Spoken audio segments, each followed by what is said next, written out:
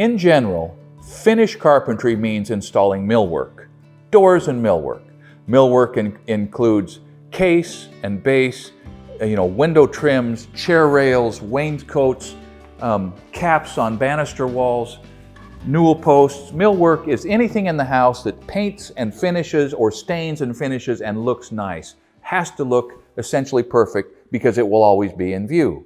It's what a finished carpenter works with when he's doing his finished carpentry. In this house, all of the millwork was given to us by Matree. Matree is a company that specializes in making an engineered wood product that behaves exactly like a natural wood product. That's awesome, because engineered wood processes now are able to glue and press and finger joint and combine wood in a way that Mother Nature almost can't match, which means that all of this millwork, which looks and behaves like clear pine out of old-growth logs, is not out of old-growth logs. It is harvested in short, clear sections out of low-grade logs, which means it's environmentally friendly and sustainable. That's qualification number one. Qualification number two is it's dimensionally perfect and stable. It comes pre-primed. The thickness, the width is always exactly what it should be, and the boards are almost always straight.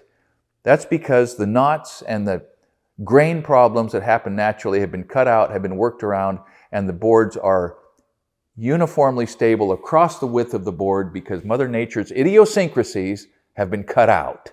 It also means it's way less expensive than buying boards that are cut out of old-growth logs, because you are using a less expensive wood with a little more work to make a perfect board. All of this means that even though a solid wood product like is manufactured by Matree costs a little more than MDF or the pressed paper products that will accept paint and can be put up as trim, even though it costs a little more, as a percentage of the job it costs very little more, and the impact on the appearance of the job and the wearability of the job makes the additional cost a great value. Separate from just looking nice and creating a beautiful and highly finished appearance, finished carpentry is also protecting corners and edges and keeping drywall and plaster and the different substrates that are part of your living space from getting beat up at corners and junctions. So if you put MDF on a newel wrap like this, it's just a question of time before, or on this banister, this cap on this little pony wall, it's just a question of a short period of time between the normal friction and use that happens of walking up and down stairs tears it apart. Wood stands up to that treatment much better, and wood is repairable. It can always be sanded, filled, and painted, where a press board or an MDF product, frankly, has to be torn off and be replaced if you're not happy with the dents and dings that happen with life. Another place that wood beats MDF is in any sort of an area where it might get a little water on it. Now, wood doesn't like water over time, but it doesn't mind water a little bit at a time and it'll wipe right off. MDF, on the other hand, is essentially a sponge and is looking to soak water up, swell up, and essentially be removed, because water does not mix with MDF at all. But a nicely painted or stained or sealed piece of wood doesn't mind a little water that's wiped off and not allowed to sit there for a long period of time. So it's better in resisting dampness. Wood is much easier to work with in terms of changing its shape a long ways and then bringing it back to a highly finished condition. You can't do that with a pressed paper product. Wood can be made to conform to any shape and then finished as if that was the intended shape from the beginning, and it will, under the care of a good painter, take a highly machined, perfect finish that'll stand up for years. And it feels good, my friends, to be working with a product that you know is going to look good when you're done. You notice, of course, that these jambs are not the same material as everything else that I've been installing. They're hemlock. I'm doing that because these closet doors will be hanging straight down from the aluminum track that is screwed straight up into the head jamb. It's a structural thing. I don't want to use the pine boards that I'm using everywhere else because hemlock is a super tough wood. It's resistant to splitting. That's one of the reasons that most stain-grade moldings around here are made of hemlock. It's tough, it takes stain evenly, and in this case, it will not let the screws that are holding up the doors strip out.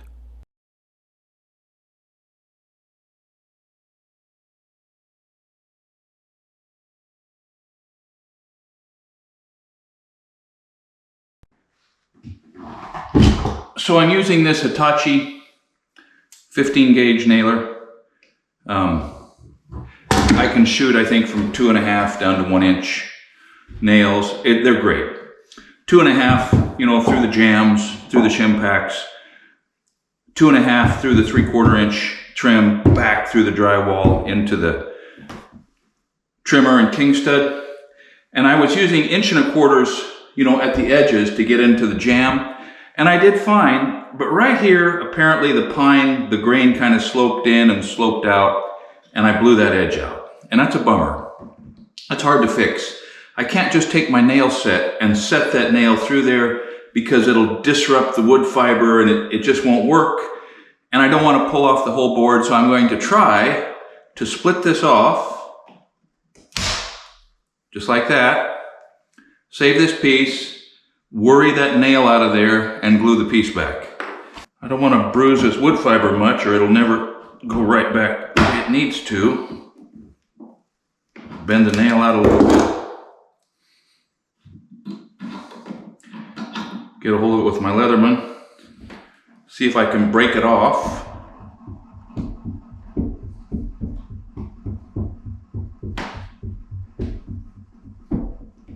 Sometimes they fatigue quickly, sometimes they fatigue slowly, but they will always fatigue.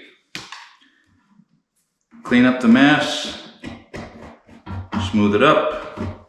Let's see how the splinter goes in.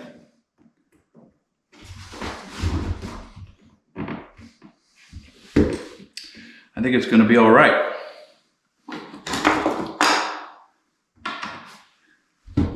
Little tight bond wood glue, pretty good stuff. It's pretty important that you get 100% coverage around the perimeter on this. You don't want the edges to be lifting up. They're going to have to be sanded anyway, but it's sealed itself up. If you wipe wood glue on your clothes and don't wash them before it sets up, it's a permanent addition.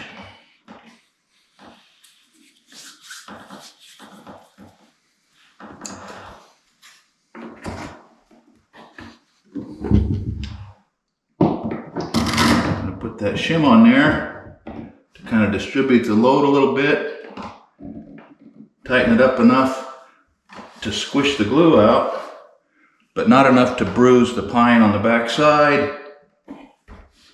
The painters will make it go away like it never even happened. All right, it's been about 45 minutes. This glue should be hard enough. Now it's not really set, but it's going to hold that piece in there.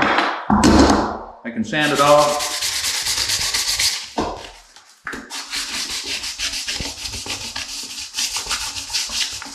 One nice thing about this Matri pre-primed pine is that the primer, it's a heavy coat of primer. I don't know how they put it on there, but it's a heavy coat and you can sand down to where you get a nice, like machined, factory smooth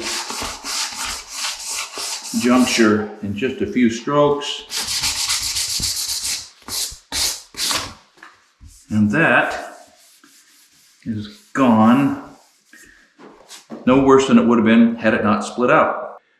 So I don't know if you picked up on this when you were watching Dave put the baseboard down. And I'm so thankful that he put down most of the baseboard up here. I mean, it was just a help to me. But he had a stud finder, so, you know, he could easily, you know, find out exactly where the studs were. I don't have one here with me.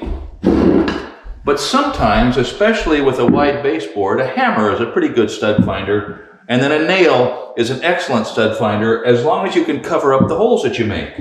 So if you listen close, you can hear the pitch change as you get close to a stud. You hear the pitch get higher.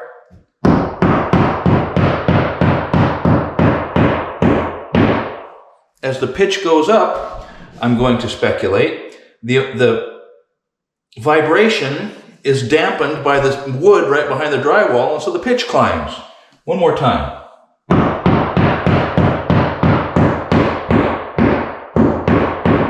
There should be a stud right in here. So I'm going to take a nail and I'm going to do some exploratory hammering below where the baseboard will cover. Yep, there's a stud. Now, just so I know that I'm somewhere near the center of the stud, when I lay out the others, I fish around a little bit at a time. Still on it. Missed it. So there's the edge, which means my first hole was right in the center of the stud, which is one more example of how much better it is to be lucky than good. Going to give myself some marks on the floor, assuming that everything is going to be somewhere near 16 inches, which means there's a stud right over here, and this stud right here. And by the time we get over next to the closet, we're going to be either in or near the king stud. Now, item 2, there's carpet going in up here, which means that the baseboard can be held up a little bit. I like to hold it up about the thickness of the butt of a shim, which is about 3/8 of an inch. One reason not to sweep up your shims after you hang your doors. So I throw a couple shims in there, keep the right elevation. I have this piece which Dave left for me. And the last, pull that nail out. The last tip is, once again, even in finish work, the advantage of the doctrine of anti-tape, which means that rather than pulling my tape out, butting to the case, measuring 43 and 3/8 strong, hooking it on there, instead of doing all that, I just put the baseboard in the position it's going to occupy when it's in place, make sure it's securely butted, take my pencil, which is reasonably sharp, and scribe it. I know that's the right length. I'm going to do that to the 5 or 6 pieces that I have left to make up, take them all to the saw and cut them at once.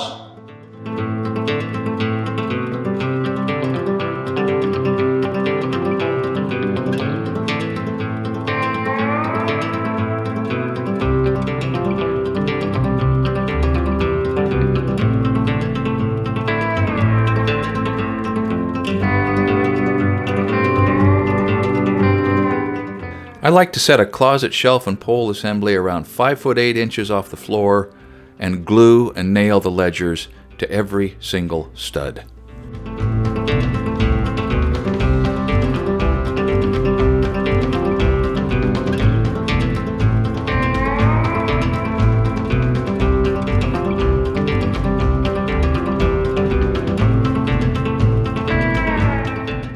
I need to put the cap on the column that I built the winders around, you know, that I fretted and fussed and fumed about making that railing. It needs to be capped, and I need to put a cap on that wall. It's wider than the material that we have on hand from Matree, and so I'm going to make something. I went into the shop last night and I scuffed around and I found this board that I sawed, I don't know,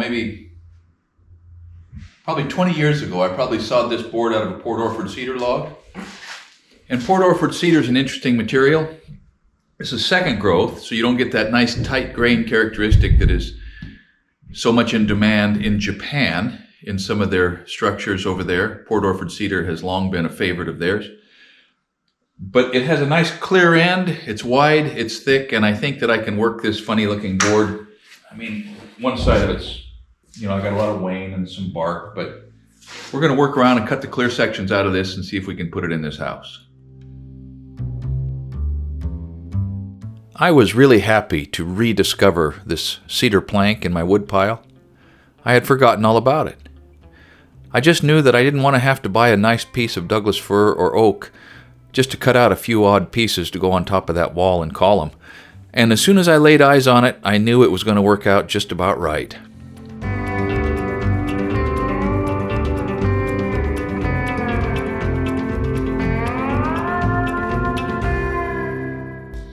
Now this is interesting to me because Port Orford cedar is very aromatic, very fragrant, and reasonably rot resistant.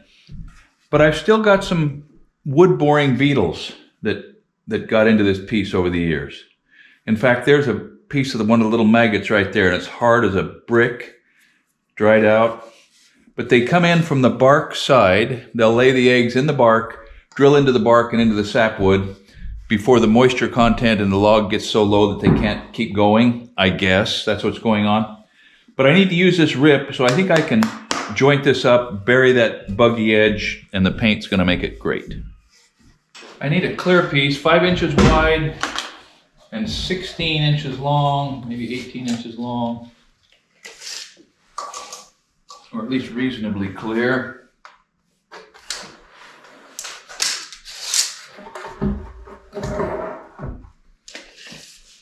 Man, bugs. Right through there is where I'm going to get it. Let me cut that out of the chop saw. And as far as the wood boring beetles go, they're a real problem. I think there are some pesticides that can be sprayed onto the boards. But you know, if you can't do that or you don't want to do that, it's better than nothing to simply wrap the lumber stack in plastic. Fence the little monsters out, or at least content yourself with complicating their short, miserable lives. So my column is a little out of square. I'm not fighting it. It doesn't matter. I'm just going to make the overhang even all the way around, ease the edges, sand it up, throw it on there. Everybody's going to be happy. This is an oil stain. I had the bright idea of putting a little oil on my table saw and using it as a bench clamp when I glued. And so, yeah, okay, not the brightest move I've ever made, but that'll be down, that'll be sanded. Nobody's going to care.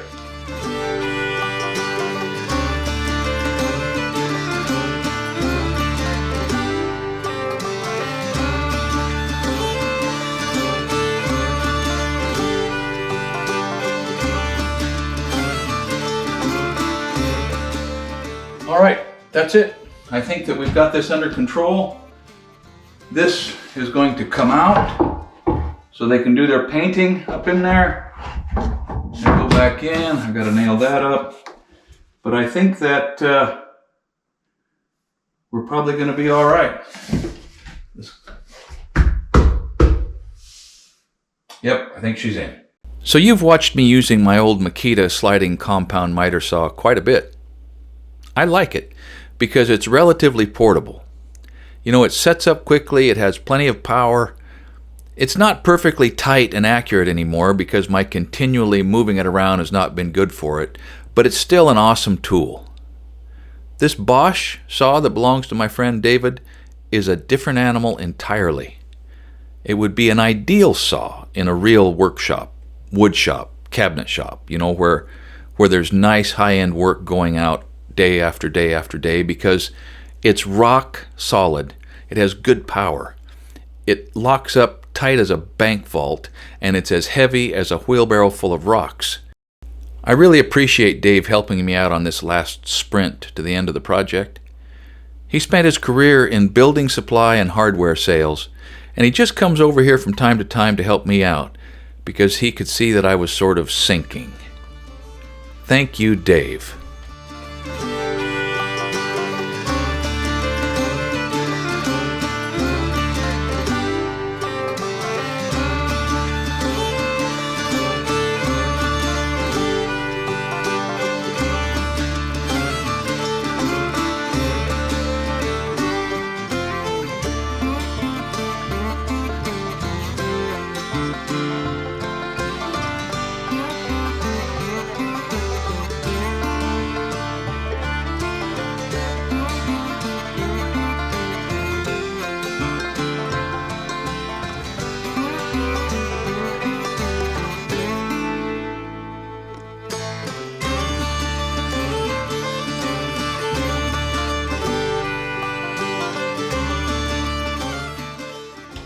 This is a high-stakes game. This railing that I put in runs back to the drywall, but it actually needs to butt up against the case leg right here. So I'm going to take a fine saw and cut that off, and I hope I get it right.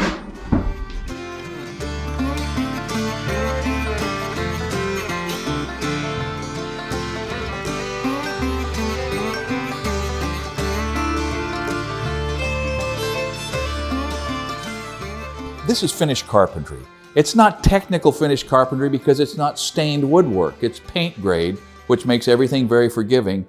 But there's a lot of sort of detail associated with getting a set of stairs ready for paint and for the railing to go in. So a couple things before I dig into this that you need to think about if you're running up against a problem like this. First of all, if you're going to trim out a set of newel posts, they've got to be sturdy. These two go all the way through the floor and are firmly braced. The ones at the top, same thing, into the floor system. Now, I've already got a start on this, but what a mistake it is to go to the effort of trimming out a newel post and then once it's all attached, find out that the thing's floppy because the structure inside was never tied down. Item 2, you may remember when I built these stairs that I put a 1x4 against the framing to space off the stringer. That's so that now the skirt board that's going to run all the way down has got plenty of room to drop in. It's going to save me a ton of time, and it'll save you a ton of money to have that little additional prep work done so that each individual stair tread doesn't have to be cut into a skirt board again in order to make a place for the wood treads and faces to die. Now, don't be confused. This is just a test. This is a template that I made to sort of get the sizes right and anticipate what I was going to do here. So you've got to think about what you've got to confront with your trim work when you're building them to begin with, and then just move forward one step at a time like every other complex carpentry problem. So that's what we're up against today. I'm going to push these cameras back, make sure we don't break anything we don't intend to break, and see how this turns out.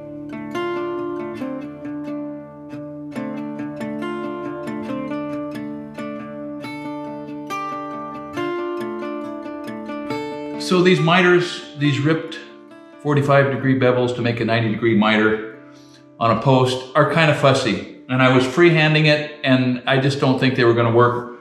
So I made a little featherboard. A featherboard's a nice thing. It will help make these cuts a lot more regular.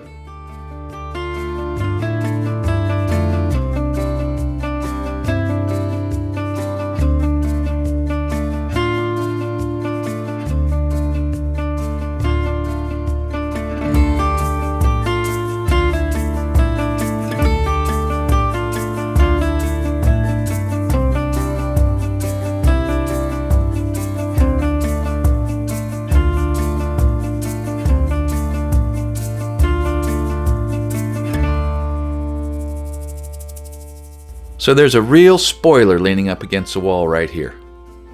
That's the sample that I forged quite a while ago when I was working on the final design of this stair system. A stairway requires a pretty flawless wedding of form and function and code compliance. And everything you're watching me do here is part of that dance. The thing that's always on my mind is, I already messed these stairs up once, and I darn sure don't want to do that again.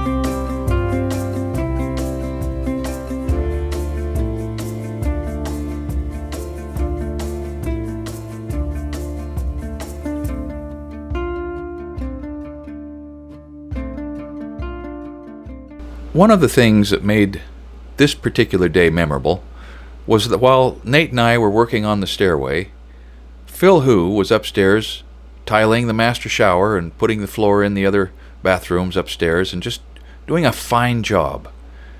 Now you're going to get a chance to see the work that he did in our tiling videos that are coming up. But just before 12, he circulated through the job and announced that he was going to go down and get Thai food for everybody and what would we like. Well, ordinarily, I'm not a huge fan of Thai food, but I couldn't very well say anything about that, could I? And as it turned out, sharing a lively conversation with these hardworking men, and with the general feeling of optimism that the house was coming along nicely and it looked like the stairway was going to work and the shower was beautiful, the pad Thai, I have to say, was delicious. Thank you for watching Essential Craftsman, and keep up the good work.